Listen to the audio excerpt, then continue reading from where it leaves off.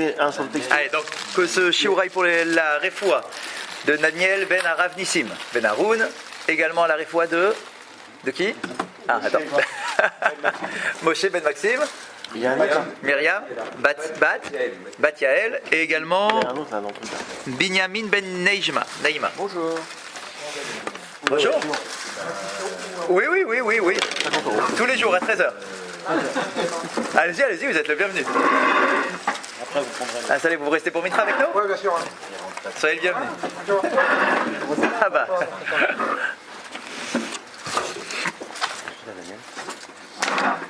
Un 18 enfin plus, je crois. Ouais, il a eu. Hein. Non, Daniel. Ok, allez, allons-y, messieurs. Donc, on fait la suite de notre étude d'hier après-midi. On avait rapporté, je pense que vous en souvenez, l'histoire de Rabbi Meir Shapira, qui a été à l'origine du Daf Yomi. On avait donné cette notion, puisque le chapitre que nous étudions, c'est la connaissance, l'étude, le devoir d'étude. On avait expliqué donc hier que chaque jour est censé porter sa nouvelle connaissance. Je ne peux pas finir une journée sans avoir rien appris de plus que la veille. Sinon, la journée a été perdue. Je ne parle pas ici de ma parnassa, de mes activités professionnelles, etc. Je parle ici de ma connaissance de Torah, d'études. Si la journée est passée et qu'il n'y a absolument rien de nouveau dans ma connaissance, c'est que j'ai perdu une journée. Alors, c'est bien ça. Il ne peut pas exister pour un juif une journée qui se termine sans avoir eu une nouvelle idée, enseignement, commentaire, quelque chose. Ça prend rien, quelques minutes. On peut pas reculer non plus. D'accord. Reculer. Ah si, sinon tu recules. Voilà. Sinon tu recules. C'est pas que tu vas rester au niveau que tu avais l'avant-veille, c'est qu'en réalité tu as rétrogradé, tu as perdu de ton niveau. Soit tu progresses, soit tu recules. Il n'y a aucun niveau stable dans la Kedusha. Ça n'existe pas. Le niveau stable dans la Kedusha n'existe pas. Soit tu avances, soit tu régresses. Et donc, chaque journée est un cadeau offert par Akadosh Baruch Hu. On a le devoir d'utiliser cette journée-là pour se grandir, pour avoir une nouvelle explication, un nouveau commentaire, une nouvelle connaissance. Et on ne peut pas finir la journée donc sans avoir rien appris de plus. Donc ça nous pousse encore une fois sur l'obligation d'étudier. Et qu'on ne peut pas se contenter simplement d'accomplir les choses sans avoir une étude qui va avec. On a un devoir d'étude. Hier, Laurent te posait une question de savoir, est-ce que cette étude-là, est-ce que par exemple l'étude là qu'on fait, ça s'appelle une étude? Oui, bien sûr, ça s'appelle une étude. Ça s'appelle une étude. Et on nous a expliqué que chacun devra faire selon ses facultés, selon le lien qu'il entretient avec la Torah. Et on avait donné cette image en disant que chaque Neshama, Akadosh Baruch Hu lui a donné un lien avec la Torah. Et ce lien a été défini depuis le don de la Torah. Depuis le don de la Torah, mais Har Sinaï, à partir du Har Sinaï, on a tous reçu une part dans l'étude de la Torah. Celui qui n'assume pas cette part-là, en fait, il ne pousse pas sa Neshama au bout de son potentiel. Ça sera une Neshama qui restera simplement sur un potentiel, mais qui n'a pas transformé le potentiel en réalité. Et le fait de dire une halakha est une étude.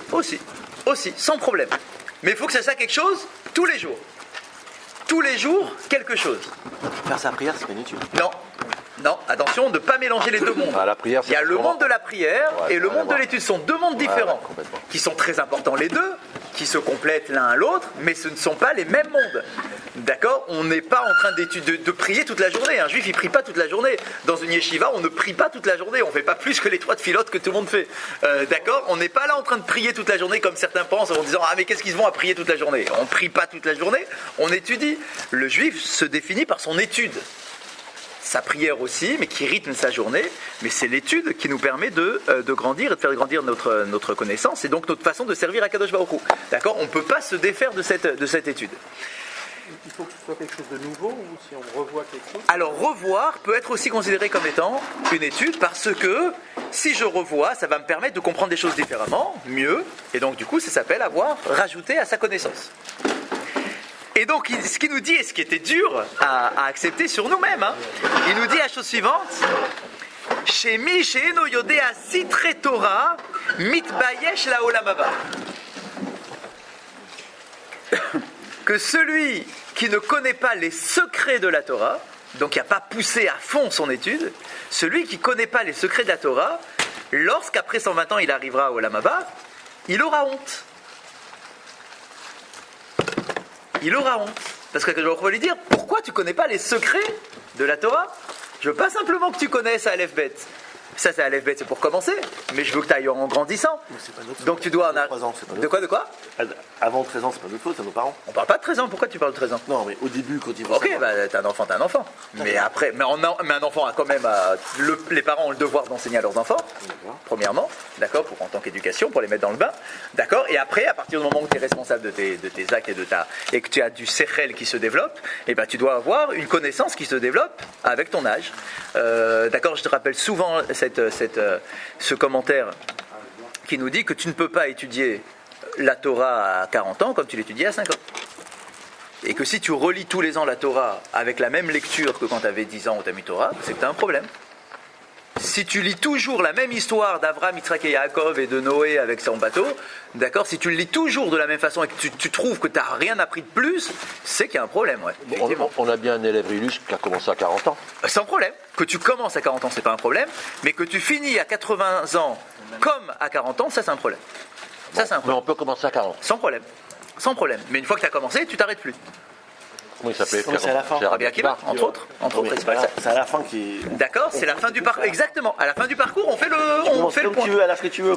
D'accord, alors c'est pas que tu fais exprès de commencer à 40 ans, mais si jamais c'est à 40 ans que tu t'es réveillé, alors bon, au moins tu t'es réveillé. C'est bien de se réveiller déjà.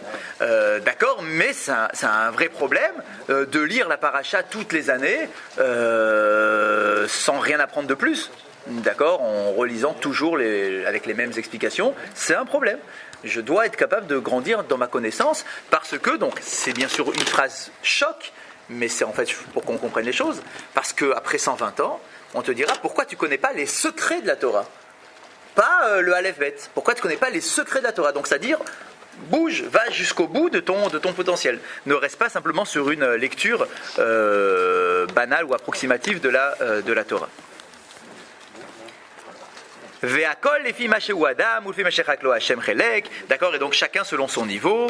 D'accord, il ne faut pas non plus être gêné. Chacun selon son niveau, selon ses capacités intellectuelles, selon ses connaissances. D'accord, donc de continuer de toute façon à avancer. Ve'al yotzienu levatala, et de ne pas perdre son temps. De ne pas perdre son temps. C'est vraiment le gros problème. On est dans une époque où on a l'impression qu'on n'a jamais le temps.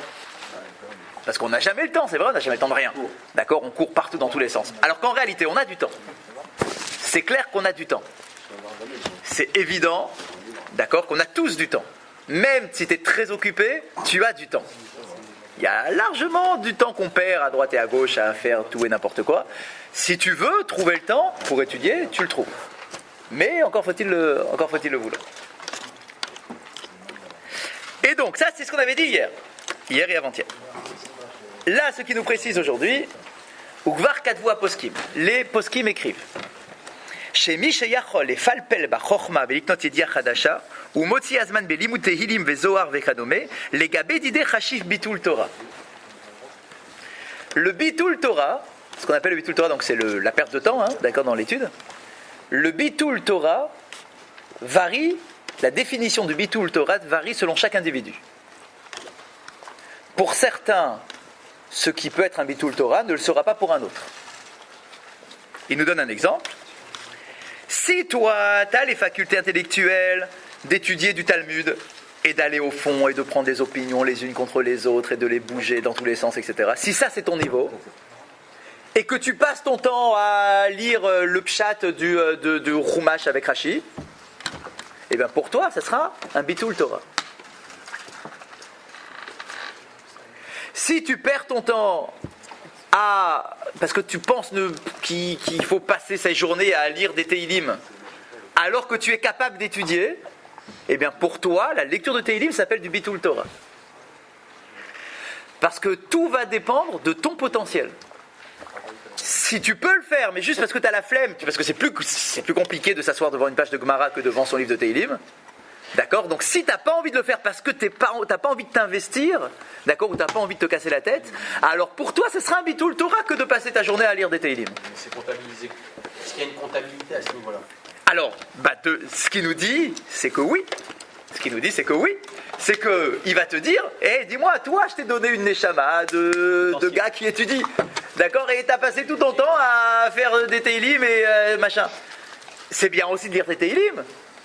Mais tout dépend, exactement. D'accord? T'es pas censé passer ta journée à faire des Teilim.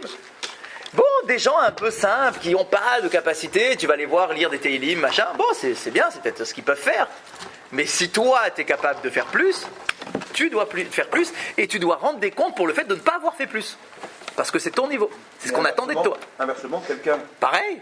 qui a des facilités pour faire la Gemara, mais qui a des difficultés pour lire les Teilim, Ça n'existe pas. Ça n'existe pas. Ça n'existe pas. Ça n'existe pas, il n'y a pas plus compliqué. Laurent. D'accord, regarde les Rabbanim, les Talmidei Chachamim. il y a des gens qui dis pas. dans l'étude, mais pas dans la prière, par exemple.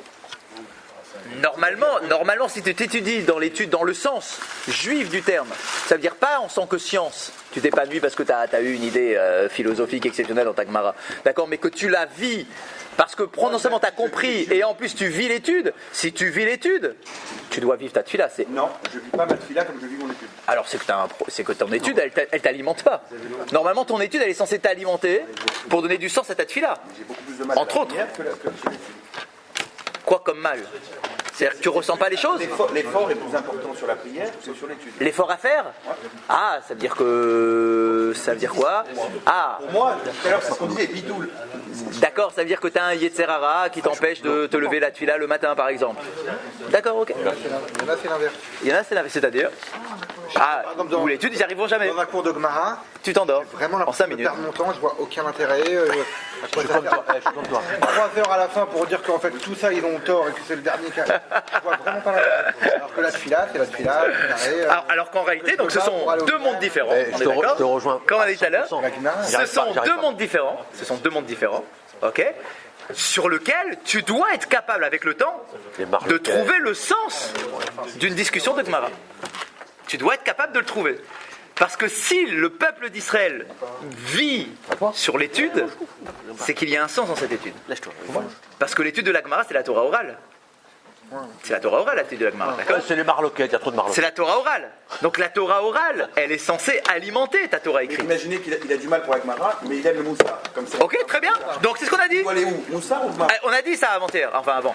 On avait dit, tu dois commencer à ce qui est nitzrach, ce qui est nécessaire. C'est-à-dire, tu attaques de la halakha, tu attaques du moussard. Parce qu'il lui plaît. Parce qu'il te parle et parce que tu en as besoin maintenant pour te construire. Mais maintenant, si tu as grandi et que tu es resté sur le moussard toute ta vie et que tu n'as rien fait d'autre, et à un moment on va dire, mais d'accord, c'est très bien le moussard, il en faut parce qu'il faut servir à Kadosh Baruch Hu comme il se doit. D'accord, mais il y a un moment où il faut aussi avoir une connaissance. Parce que la connaissance, elle te permet d'éclairer ta pratique. Il n'y a pas de sérieux dans l'étude, de toute façon. S'il reste au moussard toute sa vie et qu'il n'étudie pas, c'est C'est clair, parce que le moussard, il te dit d'étudier. Donc c'est que qu'est-ce que tu as fait de ton moussard? Le moussard, il te dit d'étudier. Quand tu fais une mitzvah et que tu as déjà eu l'occasion d'étudier la Gemara qui se rapporte à la mitzvah en question, et que tu as vu les différentes opinions, etc., la mitzvah que tu réalises, elle n'a plus rien à voir avec ce que tu pouvais faire sans connaître la Gemara qui va avec. Ça, c'est vraiment un truc réel, hein. Tous, hein, vraiment, je pense qu'on a tous expérimenté ça, d'accord? S'il y a comme ça, on a eu tous l'occasion d'étudier une Gemara, d'accord? Et c'est une Gemara sur un sujet qu'on connaît, enfin une mitzvah qu'on réalise. Quand tu réalises la mitzvah après avoir appris la Gemara, d'accord? Maintenant que tu as appris la Gemara qui s'y rapporte, du coup, dans ta tête, ça résonne différemment. Parce que tu dis, tiens, ça c'est l'opinion de un tel, parce qu'il s'appuyait sur ce verset-là, etc. Donc ça alimente ta pratique. C'est clair, ça alimente ta pratique. C'est sûr, ça alimente ta pratique. Ça donne un goût différent à la raison de la mitzvah. D'accord? L'étude, elle te permet de vivre mieux. D'accord? Donner de la profondeur à la raison de la mitzvah. C'est comme les commentaires de Rachid sur la Torah. Oui, si tu es à ce niveau-là, oui. Ouais. Et bien évidemment, on peut avoir jusqu'à 90 ans le niveau de lire Rashi sur la Torah. Hein. D'accord? Mais il faut le lire avec un regard neuf chaque année. Oui. Mais le monsieur qui fait des télim toute la journée pour des trucs, il aura des problèmes à... Non, c'est pas qu'il a des problèmes. C'est qu'on va Non, mais lui il y dire. a des gens qui disent des télim pour les veiller. Pour Ah non, ça c'est ok, ça c'est pour faire Non, une mais il y a des mitzvah. gens qui font que ça. C'est des télim de circonstances. D'accord, là. ça Pas pareil. c'est, on va dire, c'est différent.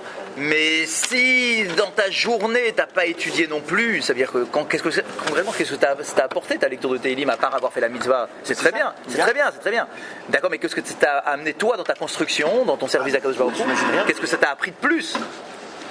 Mais il y a des gens sûrement qui font ça de toute façon. Bah, Qu'est-ce qu'on entend par secret de la Torah? Est-ce que C'est... c'est Gemara ou est-ce que c'est Zohar ou est-ce que c'est... Il peut avoir des secrets de la Torah dans tous les domaines. C'est-à-dire que la Gemara t'amène aussi au secret de la Torah, le Zohar t'amène au secret de la Torah, mais la Gemara aussi t'amène au secret de la Torah. C'est quoi les secrets de la Torah? C'est prendre les psukim et les percer. D'accord? Percer le sens profond des psukim. Pour avoir la capacité de percer le sens des psukim, tu es obligé de commencer par la Gemara. Si tu passes pas par la Gemara, tu ne comprendras pas vraiment ce que te dit le Zohar. Pour ceux qui veulent sauter les étapes, c'est impossible. Enfin, c'est possible, mais ça ne sera pas complet. Ça ne sera pas complet, c'est impossible. Il manque un truc, forcément, parce que ça se construit, la connaissance, facile, elle se construit. C'est comme si tu vas me dire, je vais faire le Zohar, mais je ne connais pas le Chumash. Mais tu te fous de moi, quoi? Ou Non. C'est impossible. C'est impossible. Tu auras une compréhension de ton Zohar. Tu ne peux pas courir avant de marcher. Voilà, tu auras une compréhension de ton Zohar. Moi, je te l'ai demandé. J'ai marché à 12 mois, moi, que tu racontes. Ah bah c'est pour ça. Tu auras une compréhension de ton Zohar qui tient pas, mais tu vas quand même avoir des shiurim de Zohar ou de mise en Je suis accès. un peu comme toi. C'est simple. La Gemara, c'est... Il faut se mettre la tête dedans. Une discussion qui ramène à l'autre, qui la ramène. C'est la Torah orale. C'est la Torah orale. Il faut imaginer. Pour une phrase, Il faut imaginer la Gemara comme étant. Il faut imaginer la Gemara comme étant. Imagine. Il faut imaginer la Torah comme étant assis quand tu as ton livre devant toi. Il faut que tu t'imagines assis au Beth Hamidrash où il y a la discussion en question. D'accord? Et de vivre la discussion comme si elle était orale. Ça veut dire comme si tu avais ici avec toi les rabbanim qui parlent, d'accord? Et que il essaye de se justifier en utilisant tel ou tel verset, et que l'autre lui dit mais non, ton verset là c'est dans un autre sens qu'il faut Mais le comprendre, etc. C'est ça la c'est Gemara. écrit par que des rabbanim. Ouais. C'est ça. Ah, quand même, ouais. Non, mais c'est pas un texte qui est arrivé. Non, c'est la Torah orale. C'est une mise à l'écrit de la Torah orale. D'accord, c'est une mise à l'écrit. C'est une mise à l'écrit de la Torah orale. D'accord, ce qu'on risquait de perdre parce que la Torah orale était fragilisée à cause du temps et des époques. D'accord, on a décidé de le mettre par écrit pour garder à l'écrit. Alors, mais pourquoi on n'a pas pris que les conclusions directement? Pour garder le goût, comme si c'était une discussion qui est en train de se renouveler maintenant. C'est pour ça qu'il y a toutes ces discussions-là. Prends la conclusion, qu'est-ce que tu me casses la tête? Pendant 1 heure, tu m'as dit oui, non, et finalement tu me dis, c'est lui qui a raison. Alors donne-moi directement la raison, et la conclusion, c'est terminé. C'est pas le but de la Gemara. Le but de la Gemara, c'est de faire vivre la Torah orale, comme si elle était encore orale, bien qu'elle soit écrite, d'accord? Comme si tu étais au Beth Hamidrash, toi-même, tu es dans le Beth Hamidrash, et tu vas rentrer dans l'explication de chacun des rabbanim qui parlent. Et tout est comme ça. Là, il y a un livre qui est sorti. Lequel? Uniquement sur les emballages Shabbat. C'est-à-dire que c'est une sous-partie de Shabbat que sur les emballages. Bon, ça donne mal à la tête. Et il y a 40 avis avant d'arriver à la conclusion. Ouais, comme tout. Et en plus, la conclusion, c'est selon un tel. Qu'est-ce qu'il faut faire? Est-ce que cette boîte, on peut l'ouvrir? Est-ce qu'elle est scellée, pas scellée? Est-ce que la canette, on peut l'ouvrir scellée, pas scellée? Quel avis on va suivre à la finale? On ne sait pas. C'est ça. C'est pour ça qu'on te dit. C'est pour ça qu'on te dit. C'est bien, c'est très important d'avoir les bouquins, etc. Mais après, il faut avoir une référence. Tu dois avoir une référence. Il y aura même, on peut pas prendre celle qui... Ah oui, bien sûr, il faut avoir une référence cohérente. Il faut une cohérente. D'accord, mais c'est la beauté. D'accord? C'est la beauté de la richesse de toutes ces réflexions-là, mais qui se justifient toutes. Parce que chacun va se justifier sur un verset, sur quelque chose, sur une idée.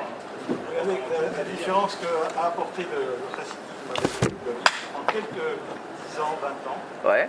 Ils ont révélé par le Tanya énormément de choses, sans que les gens aient même pas lu une page de Gemara. Et ça a permis d'élever énormément d'âmes juives. Je me dis, quelle est la définition dans le texte des secrets de la Torah? Parce que quand on passe son temps... Parce que si tu veux vraiment comprendre... À éplucher le Gemara pour savoir si on doit mettre le guet comme ça ou comme ci ou comme ça, bon, d'accord. Mais t'es obligé d'avoir dans ton service à Kadosh Baruch Hu. Et si vous voulez... Je suis pas un grand spécialiste du Tanya, mais je l'ai un peu survolé. Si vous voulez vraiment comprendre le Tanya, il faut comprendre toutes les références qu'il rapporte de la Gemara. Que lui t'ait donné un accès plus accessible, parce qu'à son époque, les gens n'étudiaient plus, et il était obligé de te dire, allez viens, je te prends par la main et je te prémâche ce que tu dois savoir pour servir à Kadosh Baruch Hu. D'accord? Je te le donne à manger directement. Mais si tu veux vraiment aller au fond de ce qui est dit, et regardez quand vous assistez à un cours de Tanya, il te le décortique et il te réexplique toutes les sources qui peuvent être citées à droite et à gauche, d'accord, il n'y a pas que de la Gemara, d'accord, et il te les réexplique. D'accord, parce que tu peux pas aller directement. Il y a eu trop de dogmatisme pendant 20 ans. Honnêtement, de la Gemara, c'est pas du dogme. Ah, pas de... Quelqu'un qui imagine, C'est le contraire du dogme. quelqu'un qui imagine, Il y a 500 avis différents. quelqu'un qui imagine, Il y a chacun de quelqu'un qui imagine que la Gemara c'est du dogme. Lui qui mangeait là-bas. Attends, écoutez, c'est quelqu'un qui a jamais ouvert une page de Gemara. Ça, je peux vous le signer tout de suite. Parce que dans la Gemara, il n'y a jamais eu un texte, d'accord, qui a été capable de remettre en cause les versets de la Torah pour essayer de les comprendre, plus que la Gemara. La Gemara, la définition, c'est je te prends les psukim de la Torah, et des fois, je me dis, attends, ce pasouk-là, il n'a pas de sens, il contredit un autre verset, etc., etc. D'accord ? S'il y a par définition une étude qui casse le dogme, c'est la Gemara. Parce que je te prends tout et je t'éclate tout. Le dogme de certains rabbins. D'ailleurs, petite parenthèse, c'est que je vais une semaine sur deux, le vendredi, au Darjeeling, vous êtes conviés. Il y a quoi au Darjeeling ? C'est mon restaurant indien. Non. Si c'est plus que 5 € le repas, on va pas nous. On est limité à nos repas à 5 €, c'est bien. C'est vraiment Va nous offrir.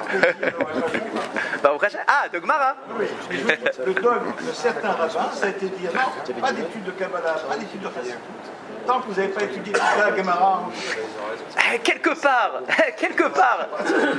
part, c'est logique. Vous voyez ce que je veux dire ? Quelque part, c'est logique. Après, que le monde dans lequel on vit, il est complètement à l'envers et que les gens ont besoin de goûter un petit peu à des choses un peu métaphysiques pour ensuite prendre goût et peut-être espérer étudier une Gemara. C'est une réalité malheureusement de notre époque où on est monté à l'envers. Mais si vous prenez les choses construites, tu me mets pas les petits décors de ton salon avant d'avoir construit les fondations. D'accord ? On a une sensibilité. Moi, ma question, c'est est-ce qu'il vaut mieux aller vers sa sensibilité ? Oui, il a déjà dit. Se donner du mal, c'est là. Il a déjà dit que tu dois faire ce qui est essentiel, ce qui te parle, mais tu ne peux pas sauter toutes les étapes. Alors si tu veux de temps en temps passer directement dans la classe supérieure, d'accord, et voir un petit peu des enseignements très jolis, très intéressants, d'accord, qu'on peut avoir dans le Zohar, etc. Mais il n'empêchera que pour les comprendre véritablement, tu seras obligé d'un moment de te casser la tête, d'accord, et d'arrêter de faire des trucs parce que c'est très joli et parce que c'est à la mode, d'accord, de se casser la tête dans l'étude. L'étude nécessite un investissement. Ishtadlout. Je pense que pour comprendre ce qu'il faut faire, c'est passer par des étapes. Bah oui. Voilà, c'est écrit. On peut pas arrêter. Bah oui. C'est par les étapes. Donc c'est par les étapes. Un chemin de construction. Bah, je suis tout à fait d'accord. qu'on Mais prémâche. pourquoi est-ce qu'aujourd'hui les gens vont plus être attirés vers le Zohar, etc. Parce que ça va être un truc, on dit ah là-bas je vais découvrir les secrets de la Torah. Ok. D'accord, mais t'as pas construit tout le reste. On peut dire faut aussi. Fais les choses dans l'ordre. Fais les choses dans l'ordre. C'est bien exactement ce que je dis. Je dis pas qu'il faut pas, Chas Shalom. Bien évidemment que c'est super. D'accord, mais là on est dans un idéal. D'accord, il nous présente un chemin idéal. Le chemin idéal, il passe par l'investissement, par la fatigue, déjà de comprendre la base, de construire la base pour ensuite arriver au sommet. Mais parce que Est-ce que c'est du Zman ou Torah Torah, lui il l'appelle. On a dit, est-ce que c'est du Torah dans ce cas-là? Alors ça dépend. Parce que si tu étudies de la Chassidoute ou du Zohar en tant qu'investissement d'études, alors ça s'appelle de l'étude, il n'y a aucun problème. Aucun problème. Mais si c'est que pour être impressionné par les trucs qu'on y raconte et les, entre guillemets, magie, etc., si c'est ça qui t'intéresse, ça s'appelle un Bitul Torah. C'est clair. Si tu t'assois simplement pour apprendre les merveilles du Zohar, c'est pas une étude. Si tu veux une étude, ok, prends le même Zohar si tu veux, ça me dérange pas, mais que tu vas le décortiquer et expliquer d'où ça vient, et que tu vas creuser, ça s'appelle pas du bitul, ça c'est de l'étude. Et en plus, le pire, c'est qu'on peut perdre pied. On veut un Quand on étudie le Tanya, la différence de la Gemara d'Achra, c'est que en fait ça n'engage à rien. C'est-à-dire, on parle de Sphirot, d'anges et tout ça, mais les massés, on n'a rien à. Alors que quand on est un Shulchan Aruch ou une Gemara, quand il vous dit que tu dois faire ça ou tu dois faire ça, une fois que tu l'as vu, tu es engagé. Bah, normalement, toute étude de la Chassidoute et autres, d'accord, comme le Tanya et autres, ça doit aussi t'amener à quelque chose de concret. Si c'est simplement, oui, vous avez raison, mais si c'est simplement pour se délecter intellectuellement, c'est pas suffisant. On peut perdre Il y a pied, des sinon. gens de Lubavitch qui sont devenus pratiquants. Non, mais je suis fasciné par la montée du mouvement Lubavitch. J'ai 20 ans. Ça fait pas 20 ans. Je dis, à l'époque, etc. Je vois des gens qui se sont arrivés, pas la racine, pas des explications. Très bien. Métaphysiques. Et combien sont restés sur le carreau? Qui ont pris que l'apparence et qui n'ont pas approfondi leur étude. D'accord? Donc ce que j'explique, et on est tout à fait d'accord, c'est que ce sont des chemins, oui, différents, mais ils doivent t'amener à une étude véritable et concrète et qui transforme ton être. Pas simplement ton apparence, mais qui transforme ton être et qui te pousse à faire les choses. Je comprends un peu monsieur, parce que je vais interpréter ses propos, mais je veux peut-être dire dans ce sens-là qu'au travers de la Tania, Ouais, c'est doute de manière générale. on va Accéder, inspirer oui. davantage de personnes qui ne connaissent rien à rien. Et ainsi, on va les capter. Alors que si on reste dans quelque chose de plus traditionnel. D'accord, mais moi je parle ici, là il nous parle ici pour chaque personne, il nous parle pas de ceux. Là il nous parle ici de chaque individu. Il nous parle pas de celui qui organise le cours, il nous parle de chaque individu. Toi, en tant qu'individu qui va là-dedans, dans ces trucs-là, c'est très bien, mais est-ce que ça te transforme vraiment? Est-ce que tu en tires véritablement un profit dans ta façon de servir à Kadosh Baruch Hu? Ou bien c'est simplement un truc qui reste dans ta tête? Si c'est simplement déconnecter ta tête de tes actions, c'est pas suffisant. C'est les Grecs. Oui, mais C'est pas suffisant. Ça passe peut-être d'un stade de. Vous voyez ce que je veux dire? Jamais rien fait à un stade. Oui, bien sûr, je veux bien. Grâce à ça peut-être. Ok, mais alors continue.